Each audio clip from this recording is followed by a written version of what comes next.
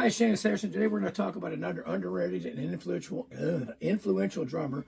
And a lot of you are going to say, well, how can he be underrated? Because at one point he was very, very prominent. And that drummer is Rod Morganstein.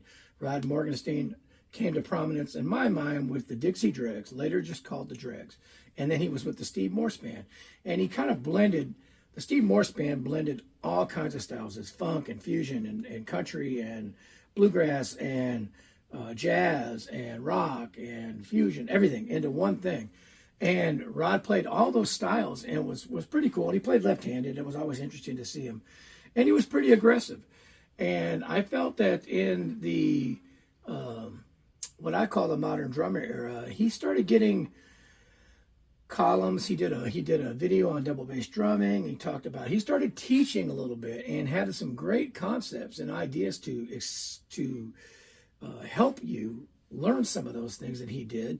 And I started teaching at Berkeley and all that stuff. So, but he's not on the tip of the tongue of a lot of players like he was back in the 80s and whatnot. So to me, he's still highly influential, amazing drummer.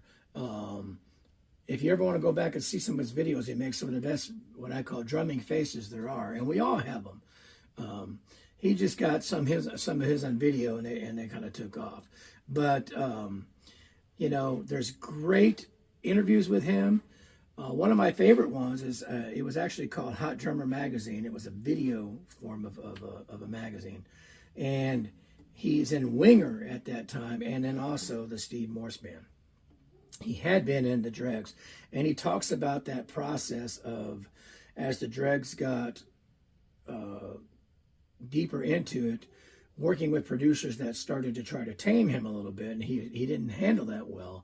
And then when he got to Winger, he thought, okay, I've got to handle this, and they tried to bring more of Rod-isms out of him instead of taming him so much. So he kind of had to juggle that world and everything like that, and tune his drums differently and all that kind of stuff to fit every mold. And he became more so than just this fusion-esque drummer.